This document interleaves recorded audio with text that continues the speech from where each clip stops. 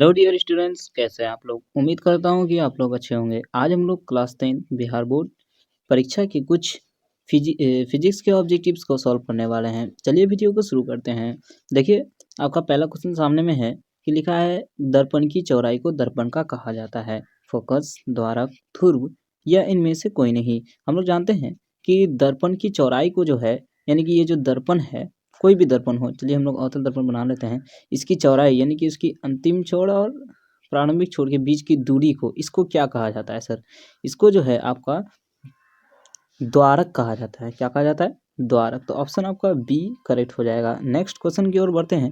देखिए क्या लिखा है कि किस दर्पण का उपयोग सामान्यतः वाहनों में पश्च दृश्य दर्पण के रूप में किया जाता है। यानी कि गाड़ी के जो साइड मिरर है वो आपका कौन से दर्पण से मिलकर बना होता है? ये मान लीजिए ये आपका गाड़ी है, गाड़ी जो दर्पण लगा होता है ना पीछे देखने के लिए साइड मिरर के रूप में, वो कौन से दर्पण का इस्तेमाल होता है उसमें? तो इसमें जो है आपका समतल दर्पण, उत्तल दर्पण, अवतल दर्पण या इनमें से कोई नहीं। तो इसका जो करेक्ट आंसर होगा वो आपका उत्तल दर्पण होगा। कौन सा दर्पण होगा? उत्तल दर्पण। ये आपका बहुत ही वीवीआई क्वेश्चन है, इसको आपको याद कर लेना है। इसको क्या कर लेना सर? याद कर लेना है, ठीक है। बहुत ही वीवीआई क्वेश्चन है, ये लगभग हर बार पूछा जाता है। देखिए थर्ड क्वेश्चन क्या पूछा है कि दाढ़ी बनाने में किस प्रकार के दर्पण का उपयोग होता है। देखिए जब हम लोग दाढ़ी बनाते हैं ना, तो उस समय एक दर्पण सामने में रख करके दाढ़ी बनाते हैं, तो वहाँ पे जो है कौन से दर्पण का इस्तेमाल होता है? अवतल दर्पण, उत्तल दर्पण, समतल दर्पण या परवलय दर्पण। तो इसका जो आंसर होगा ये आपको दिया जाएगा। पहले आप एक बात समझ लीजिए। देखिए दाढ़ी बनाते समय हमको उसका जो प्रतिबिंब है, प्रतिबिंब यानी कि फेस, चेहरे का जो प्रतिबिंब है वो हमको बड़ा चाहिए। तो इसमें से कौन सा दर्पण है जो बड़ा प्रतिबिंब बनाता है सर? इन चारों में देखिए, अवतल दर्पण बड़ा प्रतिबिंब बनाता है, उत्तल तो छोटा ही बनाता है, समतल बराबर बनाता है और परवलय दर्पण भी आपका बड़ा बनाता है। लेकिन आपका ये जो उत्तल अवतल है ये आपका सबसे बड़ा प्रतिबिंब बनाता है, बहुत ही बड़ा प्रतिबिंब बनाता है। तो इसलिए आपका अवतल दर्पण करेक्ट हो जाएगा। देखिए चौथा क्वेश्चन देखिए, निम्न में से किस दर्पण की फोकस दूरी क्या क्या होती है? धनात्मक होती है। तो कौन सी किसकी फोकस दूरी क्या होती है? धनात्मक होती है। तो पहला आपका समतल दर्पण, उत्तल दर्पण, अवतल दर्पण या इनमें से सभी। तो देखिए आपका जो फोकस दूरी है बी होगा, यानी कि उत्तल दर्पण होगा। कौन सा दर्पण होगा सर? उत्तल दर्पण, जिसकी फोकस दूरी क्या होती है? धनात्मक होती है। ये आपका बहुत ही इंपॉर्टेंट क्वेश्चन है, इसको आपको ध्यान देना है, इसको याद कर लेना है, ठीक है सर। अगर आपके पास पेन, कॉपी, कलम है तो साइड में तो आप लिख भी सकते हैं। देखिए 5 नंबर, सोलर कुकर में प्रयोग किए जाते हैं अवतल दर्पण, उत्तल दर्पण, समतल दर्पण या इनमें से कोई नहीं। जो सोलर कुकर है उसमें कौन से दर्पण का इस्तेमाल होता है? इसका जवाब आपको खुद देना है। आप इसका जवाब जो है मैं आपके लिए छोड़ रहा हूँ, ये आपको इसका जवाब कमेंट में बताना है, ठीक है सर। कमेंट में इसका आंसर आपको देना है, ठीक। कमेंट में आपको इसका आंसर देना है। छठा नंबर क्वेश्चन की ओर बढ़ते हैं। देखिए क्या लिखा है कि रोगियों के नाक, कान, गले आदि की जांच के लिए डॉक्टर प्रयोग करते हैं। जो डॉक्टर जो है जब कान, नाक आदि के इलाज करते हैं तो कौन से दर्पण का इस्तेमाल करते हैं? देखिए यहाँ जब इलाज करेगा डॉक्टर तो उसको नाक या कान या गला या दांत देखना हो तो उसको बड़ा प्रतिबिंब, उसका बड़ा प्रतिबिंब चाहिए, और बड़ा प्रतिबिंब आपका कौन बनाता है? अवतल दर्पण बनाता है। तो इसमें 6 नंबर का जो आंसर है वो आपका हो जाएगा कौन कौन होगा सर? अवतल दर्पण हो जाएगा। देखिए 7 नंबर क्वेश्चन की ओर बढ़ते हैं। क्या लिखा है कि किसी माध्यम के अपवर्तनांक का मान होता है? किसी माध्यम के अपवर्तनांक का मान होता है sine i, sine r, sine i गुने में साइन आर या साइन आर इंटू में साइन आई, ठीक है सर। देखिए तो इसका जो आंसर होगा ये आपका क्या होगा? साइन आई बटे में साइन आर होगा। क्योंकि हम लोगों ने प्रकाश के अपवर्तन का जो नियम है उसमें पढ़े हैं कि दूसरा नियम कि आपतन कोण की ज्या और अपवर्तन कोण की ज्या का अनुपात एक नियतांक होता है, और ये जो नियतांक है यही आपका अपवर्तनांक कहलाता है। तो इसका जो आंसर होगा वो आपका क्या होगा सर? ए आंसर हो जाएगा। 7 नंबर का आंसर क्या हो जाएगा सर? ए, यानी कि साइन आई बटे में साइन आर आंसर हो जाएगा। देखिए 8 नंबर क्वेश्चन की ओर बढ़ते हैं। क्या लिखा है कि सिनेमा घर के पर्दे में किस प्रकार का प्रतिबिंब बनता है? देखिए आपका क्वेश्चन में ही आपका आंसर छिपा हुआ है। देखिए सिनेमा घर के पर्दे में, इसमें पर्दे में देखिए पर्दे में कौन से दर्पण का इस्तेमाल होता है? पर्दे में आपका कौन सा प्रतिबिंब उतरता है? हम लोग कौन से प्रतिबिंब को पर्दे पर दर्शा सकते हैं? हम लोग जानते हैं कि वास्तविक प्रतिबिंब को जो है पर्दे पर उतारा जा सकता है, इसलिए आपका आंसर जो है आपका क्या हो जाएगा? वास्तविक प्रतिबिंब हो जाएगा। सॉरी, अजान हो रही है। देखिए 9 नंबर क्वेश्चन की ओर बढ़ते हैं। देखिए लिखा है कि निम्नलिखित में से किसका अपवर्तनांक सबसे अधिक होता है? वायु, बर्फ, कांच या हीरा? इसका आंसर जो है आपका क्या होगा? किसका अपवर्तनांक सबसे अधिक होता है? तो हम लोग जानते हैं कि जिसका अपवर्तनांक सबसे अधिक होता है उसमें प्रकाश की चाल सबसे क्या होती है सर? कम होती है। तो इसमें प्रकाश की चाल इन चारों में किस में प्रकाश की चाल सबसे कम होगी? हीरे में, क्योंकि ये सबसे ज़्यादा सघन है, इसलिए आपका क्या हो जाएगा? हीरा आंसर हो जाएगा। इसका अपवर्तनांक सबसे अधिक होता है। और आपको बता दें कि हीरे का जो आपका अपवर्तनांक है वो आपका 2.42, ठीक है, 2.42 होता है। इसको आपको याद कर लेना है, ये भी बहुत इंपॉर्टेंट क्वेश्चन है। देखिए 10 नंबर क्वेश्चन, निम्नलिखित में से किस लेंस को अभिसारी लेंस कहते हैं? देखिए अभिसारी लेंस, जो लेंस आपका प्रकाश की किरणों को एक बिंदु पर अभिसरित यानी मिला देगी, उसे हम लोग अभिसारी लेंस कहेंगे। तो आपको बताइए, तो कौन सा लेंस एक बिंदु पर मिला देती है? उत्तल लेंस में जब भी किरणें आएगी समांतर, वो आपका क्या होगा? एक बिंदु पर आकर के मिल जाएगा। क्या हो जाएगा? मिल जाएगा। वहीं आपका देखिए अवतल लेंस क्या करेगा? जब भी उससे समांतर किरणें आएगी तो वो आपका इन किरणों को क्या करेगा? अपवर्तन के बाद फैला देगा। क्या कर देगा सर? फैला देगा। इसलिए इसमें आपका उत्तल लेंस जो है आपका करेक्ट आंसर हो जाएगा। कौन सा हो जाएगा? उत्तल लेंस। उत्तल लेंस को क्या कहते हैं? अभिसारी लेंस कहा जाता है। ठीक है सर। देखिए 11 नंबर, निम्नलिखित में से किस माध्यम में प्रकाश की चाल सबसे अधिक होती है? किसमें प्रकाश की चाल सबसे अधिक होती है? पानी, कांच, पानी, लोहा या निर्वात? हम लोग जानते हैं कि निर्वात में प्रकाश की चाल क्या होती है? सबसे अधिक होती है। तो इसका आंसर आपका क्या हो जाएगा? निर्वात हो जाएगा। बहुत ही इंपॉर्टेंट क्वेश्चन है सर, इसको आपको नोट कर लेने हैं।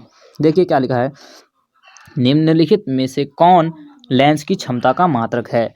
जूल, वाट, डायोप्टर या अर्ग? देखिए सर, लेंस की क्षमता का मात्रक क्या होता है? देखिए आपका जूल आपका ऊर्जा का मात्रक है, वाट आपका शक्ति का मात्रक है, अर्ग भी आपका ऊर्जा का मात्रक है। किसका मात्रक है? अर्ग्स भी ऊर्जा का मात्रक है, यानी जूल को अर्ग्स को जूल में कन्वर्ट किया जाता है। तो इसमें आपका क्या हो जाएगा? डायोप्टर आंसर हो जाएगा। डायोप्टर या फिर पर मीटर। क्या हो जाएगा सर? पर मीटर भी बोलता है इसको। क्या होता है सर? पर मीटर। डायोप्टर बोले या पर मीटर बोले, ये आपका उसका एसआई मात्रक हो जाएगा। सॉरी, वैसे ये डायोप्टर एसआई लेंस की क्षमता का मात्रक है, इसका एसआई मात्रक नहीं है।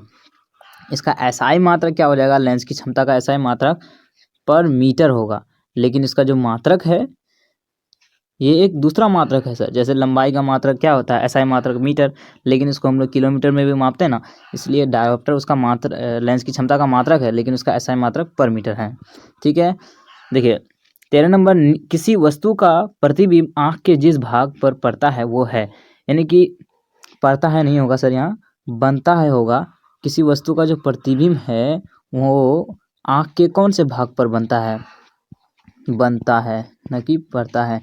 कौन सा कहाँ पर बनता है सर? कॉर्निया में, रेटिना में, पुतली में या आइरिस में? तो देखिए प्रतिबिंब जो है आपका रेटिना पर, पर्दे पर बनेगा, और आँख में जो पर्दा है उस आँख के पर्दे को हम लोग रेटिना कहते हैं। क्या कहते हैं सर? रेटिना। तो 13 का आंसर हो जाएगा आपका रेटिना करेक्ट हो जाएगा, यानी कि दृष्टिपटल। उसको हिंदी में दृष्टिपटल कहते हैं, आपका दृष्टिपटल भी लिखा हो सकता है। देखिए 14 नंबर क्वेश्चन में क्या लिखा है? आँख व्यवहार होता है उत्तल लेंस, अवतल दर्पण की तरह, उत्तल लेंस की तरह, समतल दर्पण की तरह, या इनमें से कोई नहीं। आँख जो है आपका किसकी तरह व्यवहार होता है सर? आँख में कौन सा लेंस होता है सर? उत्तल लेंस। तो उत्तल लेंस है तो उत्तल लेंस की तरह व्यवहार करेगा ना। तो 14 का जो आंसर है वो आपका क्या हो जाएगा? उत्तल लेंस हो जाएगा। ठीक है सर। देखिए 15 क्वेश्चन की ओर बढ़ते हैं। मानव नेत्र में किस प्रकार का लेंस पाया जाता है? यही आपका ऊपर वाला क्वेश्चन की तरह है। मानव नेत्र में सिर्फ ये पूछा है कि मानव नेत्र में कौन सा लेंस लगा होता है। तो अभी हमने तो जस्ट बता दिया आपको कि मानव नेत्र में उत्तल लेंस लगा होता है। तो 15 का आंसर हो जाएगा आपका ए, यानी उत्तल लेंस। 16 में देखिए, जब प्रकाश अत्यंत चमकीला होता है तो पुतली बन जाती है बड़ी, सामान्य रहती है, छोटी बन जाती है, या इनमें से कोई नहीं? जब हम लोग मंद या तेज प्रकाश में आते हैं ना, तो हम लोग का जो प्रतिबिंब सॉरी जो आपका पुतली है वो आपका क्या हो जाता है, छोटा बड़ा हो जाता है। तो जब हम लोग चमकीले वाले इलाके में आते हैं, यानी कि तेज प्रकाश वाले इलाके में आते हैं, तो पुतली क्या हो जाती है, छोटी या बड़ी। तो जाहिर सी बात है, देखिए जब चमकीले वाले इलाके में आएंगे तो बहुत ज़्यादा प्रकाश हमारी आंखों तक पहुंचेगा। उसको कंट्रोल करने के लिए हमारी पुतली को क्या होना पड़ेगा, छोटा होना पड़ेगा, ताकि कम प्रकाश आए और रेटिना ना जले। इसलिए जब चमकीले वाले इलाके में आते हैं तो हम लोग का जो आपका पुतली है वो क्या हो जाता है, छोटा हो जाता है। क्या हो जाता है सर, छोटा बन जाता है। तो आपका आंसर जो है क्या हो जाएगा, छोटी बन जाती है। क्या बन जाती है, छोटी, यानी कि 16 का सी आंसर हो जाएगा। 17 देखिए क्या लिखा है कि एक नेत्र वाले व्यक्ति का दृष्टि क्षेत्र होता है, यानी कि जिसके पास एक आंख होता है वो कितना क्षेत्र तक देख सकता है, 140 डिग्री तक, 180 डिग्री तक, 150 डिग्री तक, या इनमें से कोई नहीं। देखिए जिसके पास एक आंख होता है ना सर, वो आपका 150 डिग्री तक देख सकता है। कितना डिग्री तक, 50 डिग्री तक 150 डिग्री तक देख सकता है। तो आपका 17 का आंसर हो जाएगा वो 150 आंसर हो जाएगा। क्या हो जाएगा, 150 हो जाएगा। लेकिन देखिए जिसके पास दोनों आंख हो वो कितना डिग्री देख सकता है, तो वो जो है आपका 180 डिग्री तक देख सकता है। कितना, 180। तो आप सोच रहे होंगे सर देखिए एक आंख से तो हम लोग 150 डिग्री देख सकते हैं, तो दूसरे आंख से भी 150 डिग्री देखेंगे, दोनों मिलाकर कितना होना चाहिए, 300। कितना होना चाहिए, 300। ऐसा नहीं होता सर, क्यों, क्योंकि देखिए जो एक आंख होता है ना वो आपका 150 डिग्री इस तरह से दिखता है। 150, रुकिए कट कर देते हैं। देखिए ये एक आंख जिसके पास होता है वो आपका इस तरह से एक आंख से दिखता है 150 डिग्री, और जिसके दूसरा आंख से वो भी वही 150 डिग्री देखेगा, 150 डिग्री ही देखेगा। तो इसमें ना दोनों का कुछ कॉमन एरिया होता है, दोनों का क्या होता है, कॉमन एरिया होता है। इस वजह से हम लोग दोनों आंख मिला करके 180 डिग्री तक ही देख पाते हैं। ठीक है सर, इसलिए 180 आपका दोनों आंख जब सही है तो 180 डिग्री तक देख पाइएगा, अगर एक आंख सही है तो 150 डिग्री तक। देखिए 18 नंबर क्वेश्चन, निम्न में से कौन नेत्र का रंगीन भाग है, यानी कि नेत्र में जो आपका रंग वाला भाग होता है ना, जिस किसी का आंख जो है नीला होता है, किसी का रेड होता है, किसी का आपका काला होता है, तो आपका वो जो रंगीन वाला भाग है, जो उसका नाम क्या है, जो रंग प्रदान करता है आंख को, उसका जो नाम है, ऑप्शन दिया है आपका कॉर्निया, रेटिना, परितारिका या पुतली। तो देखिए जो रंगीन भाग है ना उसको हम लोग क्या कहते हैं सर, क्या कहते हैं, परितारिका कहते हैं। क्या कहते हैं, परितारिका कहते हैं। और कॉर्निया वाला भाग कौन सा, जो आंख के सबसे आगे वाला भाग है ना, वो जो रेटिना के सबसे सामने वाला, सब आंख का जो सबसे आगे वाला भाग है वो एक झिल्ली से घिरा होता है जिसका नाम है कॉर्निया।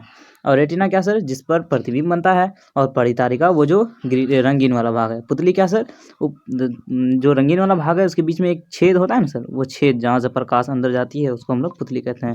देखिए 19 नंबर क्वेश्चन, एक स्वस्थ आंख के लिए स्पष्ट दृष्टि की अधिकतम दूरी होती है, यानी कि जिसका आंख अच्छा है वो आपका कितनी दूरी तक की वस्तु को देख पाएगा, 25 सेंटीमीटर, 250 सेंटीमीटर, शून्य या अनंत। देखिए जिसका आंख सही होता है ना वो अनंत तक की वस्तुओं को देख पाता है, क्योंकि देखिए जिसका अगर आपका आंख सही है तो आप तारों को भी देख पाते हैं, अगर आपका आंख सही है तो आप एक चींटी को भी देख पाते हैं, मतलब बहुत कम दूरी पर रखी वस्तु को भी देख पाते हैं और दूर की वस्तु को भी देख पाते हैं। दूर मतलब बहुत ही दूर, तारे हमसे अनंत दूरी पर है, उन तारों को भी आप देख पाते हैं, लेकिन जिसका आंख खराब हो वो नहीं देख पाता है। ठीक है सर, देखिए इसका नंबर ही नहीं दिया है, फिर भी देख लेते हैं, नंबर नहीं दिया है इसका। ये क्या लिखा है, किसी लेंस, ये वैसे कितना नंबर होना चाहिए, 19 नंबर, 20 नंबर होना चाहिए। किस लेंस का उपयोग कर दीर्घ दृष्टि को संशोधित किया जा सकता है, यानी कि दीर्घ दृष्टि दोष जो होता है ना सर, उसको हम लोग कौन सा लेंस लगा करके उसको दूर कर सकते हैं। अवतल लेंस, उत्तल लेंस, कभी उत्तल लेंस कभी अवतल लेंस, या बेलनाकार लेंस। जो हम लोग का दीर्घ दृष्टि होता है ना सर, दीर्घ दृष्टि दोष जिसको होता है वो जो है चश्मा पहनता है, तो उसके चश्मे में कौन सा लेंस होता है, तो उसके चश्मे में जो है आपका उत्तल लेंस होता है। दीर्घ दृष्टि यानी कि दूर दृष्टि, कौन सा, दूर दृष्टि। ठीक है सर, दूर दृष्टि दोष जिसको होता है ना वो आपका उत्तल लेंस के चश्मे का इस्तेमाल करता है, और जिसको निकट दृष्टि दोष होता है वो आपका अवतल लेंस के चश्मे का इस्तेमाल करता है। कौन से, अवतल लेंस। ठीक है सर, जिसको निकट दृष्टि दोष होता है वो कौन सा लेंस, अवतल लेंस। और जिसको जो आपका अबिंदुता होता है वो बेलनाकार लेंस का इस्तेमाल करता है। देखिए 20 नंबर, दीर्घ दृष्टि दोष वाली आंखें साफ साफ देख सकती है। जिसको दीर्घ दृष्टि दोष होता है वो कौन सी वस्तुओं को साफ साफ देख पाता है? दूर की वस्तुओं को, निकट की वस्तुओं को, बड़ी वस्तुओं को, या इनमें से कोई नहीं। जिसको दूरदृष्टि दोष होता है सर, वो कौन सी वस्तुओं को देख पाता है? तो दूर की वस्तुओं को, या निकट की वस्तुओं को, या बड़ी वस्तुओं को, या फिर इनमें से कोई नहीं। तो जिसको जो दीर्घ दृष्टि यानी कि दूर दृष्टि दोष होता है ना सर, वो आपका दूर की वस्तुओं को देख पाता है, दूर की वस्तुओं को देख पाता है, लेकिन निकट की नहीं देख पाता है। इसमें उल्टा है सर, आपने पढ़ा होगा अपने इसमें स्कूल में या कोचिंग में, जो दूर दृष्टि दोष जिसको होता है वो आपका निकट की वस्तुओं को नहीं देख पाता है, लेकिन दूर को देख पाता है। तो जिसको निकट दृष्टि दोष होता है वो निकट की वस्तुओं को देख पाता है, और जिसको दूर दृष्टि दोष होता है वो दूर की देख पाता है। जिसको निकट दृष्टि दोष होता है वो निकट की देख पाता है। ठीक है सर, ये आपको याद करना है, बहुत इंपॉर्टेंट है। देखिए 21 नंबर, कि निकट दृष्टि दोष को निम्नलिखित में से किस लेंस के द्वारा हटाया जाता है? जिसको निकट दृष्टि दोष होता है, जिसको निकट दृष्टि दोष होता है वो अपना लेंस, वो एक चश्मा इस्तेमाल करता है, तो उसके चश्मे में कौन सा लेंस लगा होता है? यानी कि निकट दृष्टि दोष को हटाने के लिए हम लोग कौन से लेंस का इस्तेमाल कर सकते हैं? तो देखिए निकट दृष्टि दोष को हटाने के लिए ना, हम लोग ने अभी जस्ट आपको ऊपर बताया कि अवतल लेंस का इस्तेमाल करते हैं। कौन सा लेंस? अवतल लेंस। और जिसको दूर दृष्टि दोष होता है उत्तल लेंस। जिसको आपका अबिंदुकता होता है उसको बेलनाकार लेंस। और जिसको आपका क्या होता है, जरा दृष्टि दोष होता है उसको बाईफोकल लेंस, जिसको हम लोग द्विफोकल लेंस भी कहते हैं, द्विफोकल लेंस। देखिए आपका 22 नंबर क्वेश्चन पूछा है कि कौन रंग है जिसका खतरे के सिग्नल में उपयोग होता है? यानी कि खतरे के साइन के रूप में हम लोग कौन से कलर का इस्तेमाल करते हैं, कौन से रंग का इस्तेमाल करते हैं? जाहिर सी बात है, हम लोग जानते हैं कि आपका नीला, बैगनी, लाल, पीला। तो क्या हो जाएगा इसका आंसर? लाल हो जाएगा। देखा होगा आपने इसमें जब भी गाड़ी रुकती है तो वहाँ लाल रंग पीछे बल्ब जलता है, या फिर आपका ट्रैफिक सिग्नल के सामने में कोई खतरा सिग्नल के सामने में जो आपका ट्रैफिक लग जाता है तो वहाँ रेड कलर का बल्ब जलता है, या फिर वो ट्रेन के सामने में कहीं पर भी आपका वो जो खतरे जो साइन है ना, जहाँ खतरे का साइन होता है वहाँ रेड कलर का लगाया जाता है। किसी ट्रेन को रोकना हो तो रेड कलर का कपड़ा लेकर के हम लोग उसके सामने में खड़े रहते हैं। ठीक है, देखिए नेक्स्ट क्वेश्चन की ओर बढ़ते हैं। क्या लिखा है कि नेक्स्ट क्वेश्चन में आपका क्या लिखा है सर, कि किस वर्ण का तरंगदैर्ध्य यहाँ पे ना किस वर्ण स्पेक्ट्रम प्राप्त करने के लिए किसका उपयोग होता है? यानी स्पेक्ट्रम प्राप्त करने के लिए, स्पेक्ट्रम क्या होता है सर? जब श्वेत प्रकाश के जो सातों रंग है वो अपने अवयवी रंगों में टूट जाता है, तब स्पेक्ट्रम बनता है। तो स्पेक्ट्रम बनाने के लिए हम लोग किसका इस्तेमाल करते हैं? कांच की सिल्ली, या फिर अवतल दर्पण, उत्तल लेंस, प्रिज्म। तो हम लोग जानते हैं कि स्पेक्ट्रम प्राप्त करने के लिए किसका इस्तेमाल करते हैं?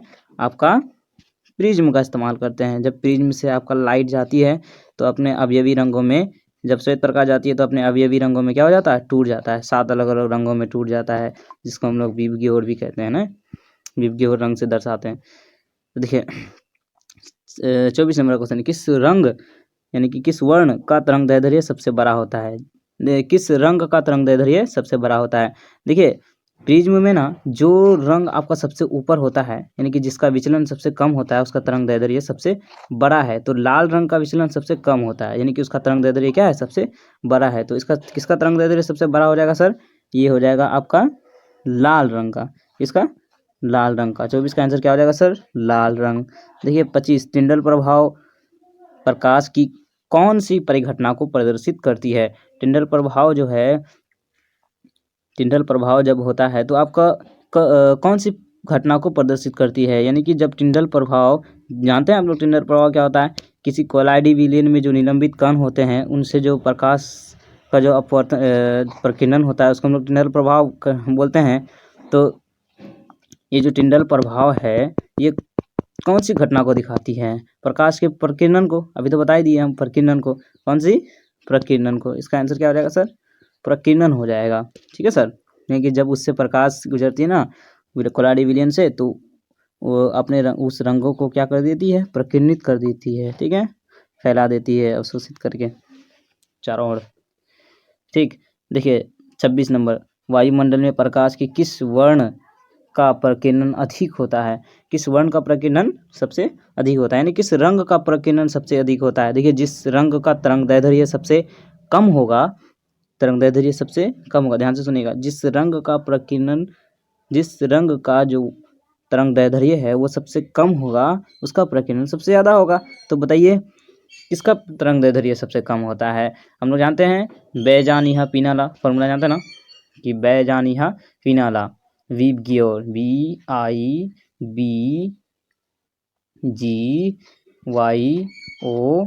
जानते हैं। इसी असेंडिंग ऑर्डर में सजा होता है सर। किसका प्रकीर्णन सबसे किसका तरंगदैर्ध्य सबसे कम है, वो ये तरंगदैर्ध्य आपका बढ़ते क्रम में लिखा है। इसका तरंगदैर्ध्य सबसे कम है, उसके बाद इसका है, उसके बाद इसका है, उसके बाद इसका, इस तरह से। तो आप बताइए तो किसका तरंगदैर्ध्य इसमें सबसे कम होगा? बैगनी का, उसके बाद जामुनी का, उसके बाद ब्लू का यानी कि नीला का, उसके बाद हरा का, उसके बाद पीला का, उसके बाद नारंगी का, उसके बाद लाल का।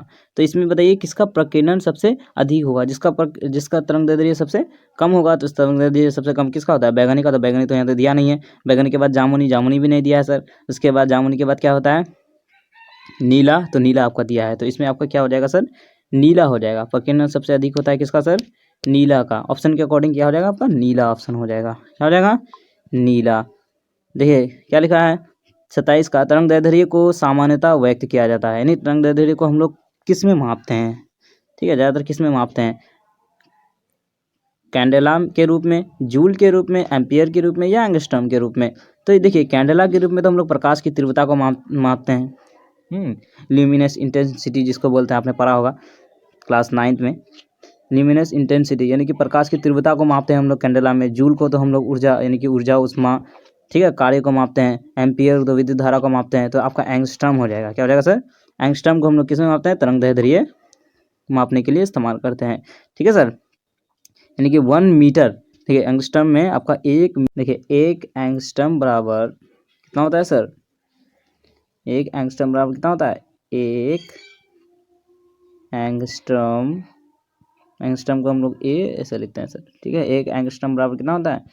10 टू द पावर -10 मीटर। देखिए 10 टू द पावर -10 मीटर होता है। एक एंगस्ट्रॉम बराबर कितना होता है? 10 टू द पावर -10 मीटर होता है।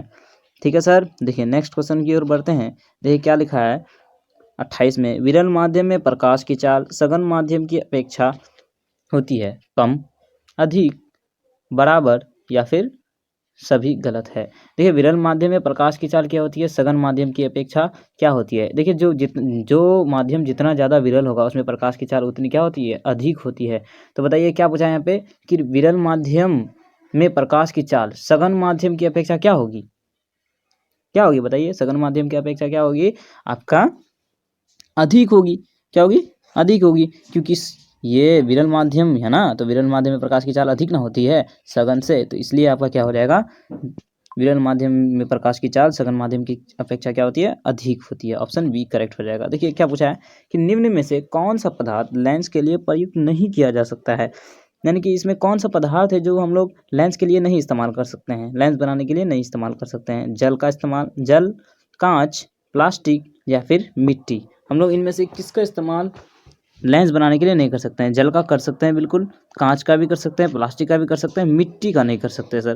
तो आपका ऑप्शन क्या हो जाएगा? मिट्टी करेक्ट हो जाएगा। किसका इस्तेमाल नहीं कर सकते?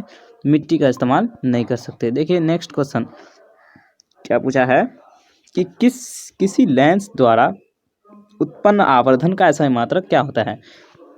आवर्धन का ऐसा मात्रक क्या होता है सर? देखिए आवर्धन का जो फॉर्मूला है कि प्रतिबिंब की ऊंचाई बटे में वस्तु की ऊंचाई के अनुपात को हम लोग क्या कहते हैं?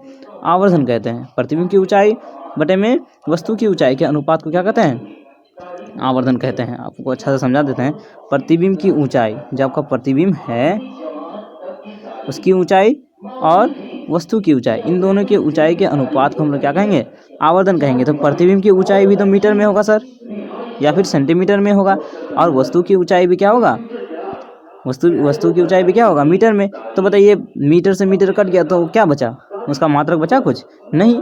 तो देखिए क्या लिखा है कि मीटर, सेंटीमीटर, मिलीमीटर या फिर मात्रक विहीन। मात्रक विहीन मतलब कोई मात्रक नहीं, तो आवर्धन का कोई मात्रक तो होता ही नहीं है, इसलिए आपका 30 नंबर का ऑप्शन क्या हो जाएगा, डी करेक्ट हो जाएगा। क्या हो जाएगा, डी करेक्ट हो जाएगा।